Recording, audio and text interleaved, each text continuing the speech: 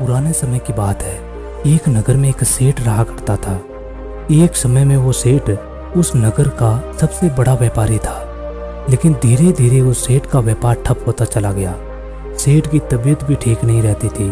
उसके घर में भी लड़ाई झगड़े होने लग गए। उसका एक बेटा था, वो भी सेठ को छोड़कर चला गया। सेठ को ऐसा लग रहा था कि पूरी दुनिया का दुख अब इस सेठ के घर में घुस चुका है। सेठ धीरे धीरे अंधविश्वास की तरफ चला गया, क्योंकि सेठ व्यापार में जितना भी पैसा कमाता था, अब वो पैसा दवाखाने में जाने लगा। बहुत पैसा खर्च करने के बाद भी ना तो उसका ठीक से व्यापार चलने लगा और ना ही उसके घर में किसी की तबीयत ठीक रहती थी। उसकी बीवी और वो हर समय बीमार ही रहा करते थे। सेठ को अब चारों तरफ से दुख मिलने लगा, तो सेठ को ऐसा लगा कि मेरे घर में किसी ने टोना टोटका कर दिया है। अब वो सेठ इतना समझदार होने के बावजूद भी बाबाओं के पास घूमने लगा। जो भी बाबा सेठ को जो भी कहता, सेठ वो करने लगता। कोई कहता घर में हवन करवाओ, कोई कहता वहाँ पर तीर्थ यात्रा करके आओ, तो कोई कहता गंगा नहा के आओ। तो सेठ ने सब कुछ कर दिया। उसके बावजूद भी सेठ के घर में कोई भी सुख शांति नहीं आई। अब वो सेठ पूरी तरह से थक हार चुका था। उसके बाद सेठ एक बार एक बाबा के पास जाता है। उस सेठ ने उस बाबा का बहुत नाम सुन रखा था, इसीलिए उसको जाकर अपने जीवन की पूरी पीड़ा उस बाबा को बताता है। सेठ के जीवन की पूरी कहानी सुनने के बाद उस साधु महाराज ने कहा कि सेठ जी, मैं आपके घर चलना चाहता हूँ। मैं देखना चाहता हूँ कि आपके घर में किसने क्या टोटका किया है। उसके बाद वो सेठ और वो बाबा दोनों सेठ जी के घर पर आते हैं। जैसे बाबा उस सेठ को कहता, वो सेठ ऐसा ही करता। अब वो बाबा सही तरीके से समझ चुका था कि सेठ को जो कुछ भी कहूँगा वो ये करेगा। उस बाबा ने सेठ जी के घर में एक बहुत अच्छी भैंस देखी। वो भैंस बहुत अच्छा दूध देती थी। उसके बाद बाबा के मन में लालच पैदा हो गया। उस बाबा ने सेठ जी से कहा कि सेठ जी, आपको तो 7.5 लगी हुई है। 7.5 साल के लिए आपको शनि लग गया है। आपके घर में कभी भी सुख शांति नहीं आ सकती। ये सुनने के बाद सेठ जी बहुत ज्यादा डर गए।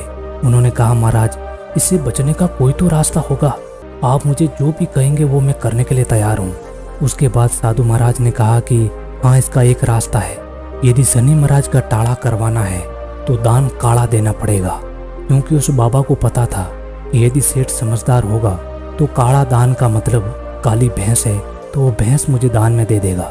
उसके बाद साधु महाराज ने कहा कि यदि सेठ जी आप काला दान देने के लिए तैयार हो जाओ तो मेरी कुटिया पर वो दान पहुंचा देना। आपके घर में सुख शांति आना शुरू हो जाएगी। सेठ जी ने अपने घर में कोई वस्तु ढूंढी जो काली थी। सेठ जी को वो भैंस ही दिखाई दी। सेठ जी समझ चुके थे कि महाराज ने भैंस के बारे में ही कहा है। यदि ये भैंस मैं महाराज को दे दूंगा तो मेरे घर में सुख शांति आनी शुरू हो जाएगी। ये सोचकर वो सेठ जी भैंस खोलने के लिए जाते हैं। तभी सेठ जी की पत्नी आती है और वो सेठ जी से सब कुछ पूछती है। तो वो सेठ जी कहते हैं कि महाराज जी ने काला दान मांगा है और हमारे घर में काली चीज देने के लिए भैंस ही है। सेठ जी की पत्नी बहुत समझदार थी। वो किसी पर भी अंधा विश्वास नहीं करती थी। उसके बाद उसने कहा कि कोई बात नहीं, बाबा ने आपसे काला दान मांगा है ना, तो काली तो हमारे घर में कोयले हैं, आप कोयले ले जाकर दे दो। जरूरी थोड़ी है कि महाराज जी ने भैंस का ही कहा है। सेठ जी की पत्नी ने एक तिगारी भर के काले कोयले दे दिए। अब वो सेठ जी वो कोयला लेकर बाबा की कुटिया पर गए और जैसे ही बाबा जी को दिखाया तो बाबा जी गुस्सा हो गए। बाबा जी ने कहा कि सेठ जी, ये आप क्या ले आए? कोयला भला कोई दान देता है क्या? वो बाबा समझ चुका था कि सेठ बहुत भोला है और ये मेरी बात को समझ नहीं पाया।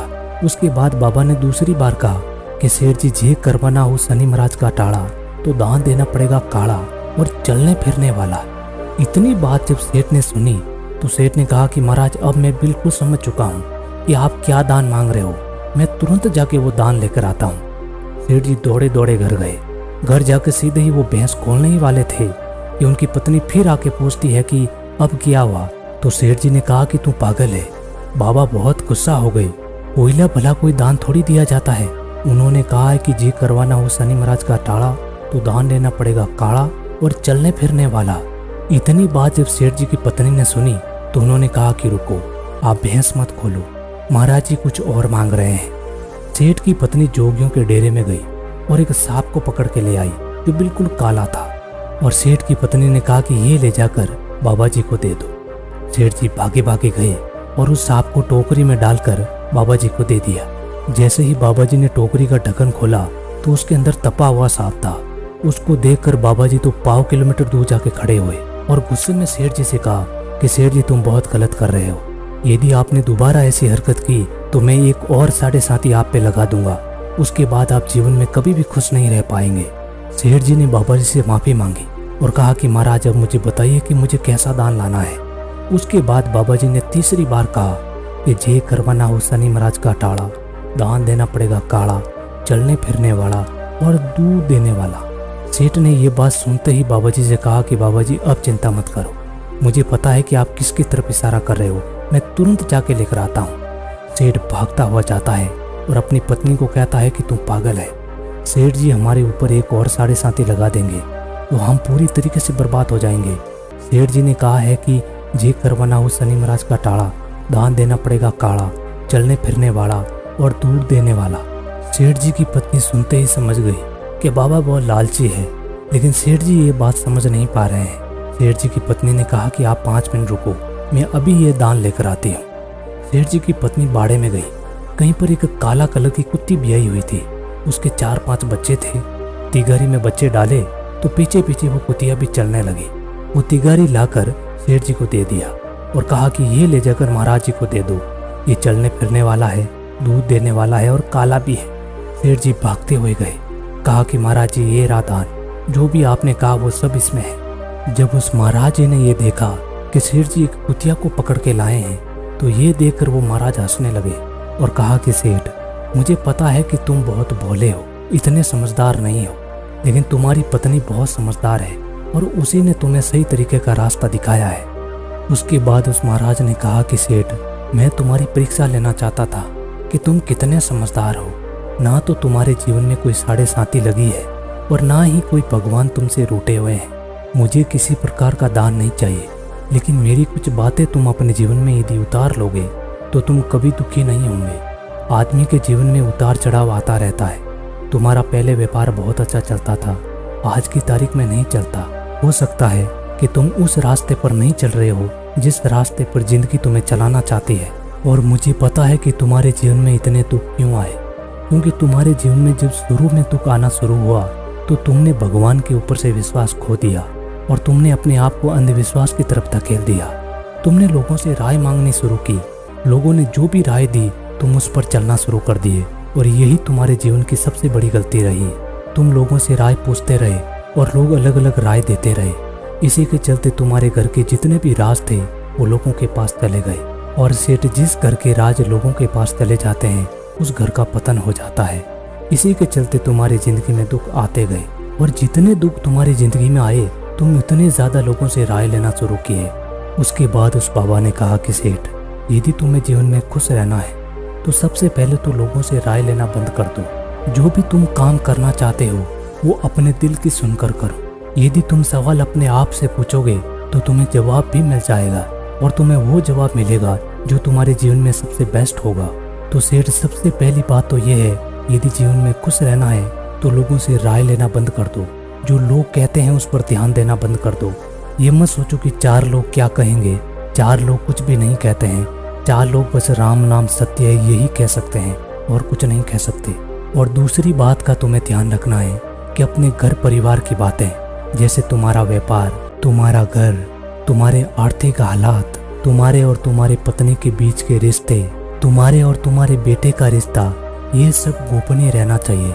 इन सब की बातें लोगों को पता नहीं चलनी चाहिए।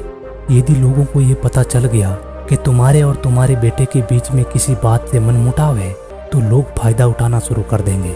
और लोगों को यदि ये भी पता चल गया कि तुम्हारे और तुम्हारी पत्नी के बीच में मनमुटाव है तो लोग उसका भी फायदा उठाना शुरू कर देते हैं। इसलिए अपने घर परिवार की बातें अपने तक सीमित रखो, किसी दूसरे को मत बताओ, उससे कोई फायदा नहीं होने वाला है।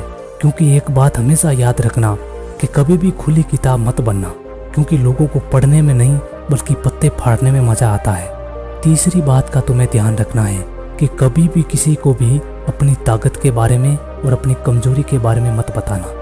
यदि तुम ताकत के बारे में किसी को बताओगे तो लोग तुम्हारी ताकत को कमजोर करना शुरू कर देंगे, क्योंकि उन्हें पता चल जाएगा कि तुम्हारी ये ताकत है।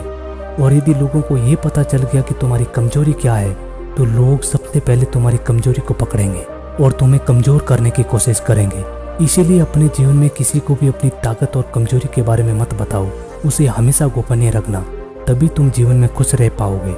यदि तुम ये 3 बातें हमेशा गोपनीय रखोगे तो जीवन में कभी दुखी नहीं होगे, क्योंकि तुम्हारे जीवन में दुख आने की शुरुआत भी यहीं से हुई।